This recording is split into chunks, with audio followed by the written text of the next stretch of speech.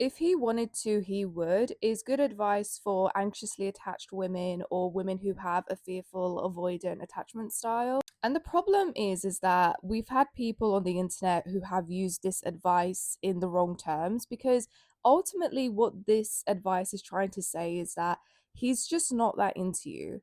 That's what it's trying to ultimately say. And unfortunately, there are people who have used this to justify like their unrealistic expectation. And I do think that this advice in particular, like you do need to use your common sense when you are applying if he wanted to, he would. Because there are going to be situations where this does apply, but there are also going to be situations where this doesn't apply. And just because the advice only works for some situations and not all situations, that doesn't mean that the advice itself is wrong. It's just how you apply that advice is going to be important because you do need to have a little bit of common sense when it comes to applying this advice.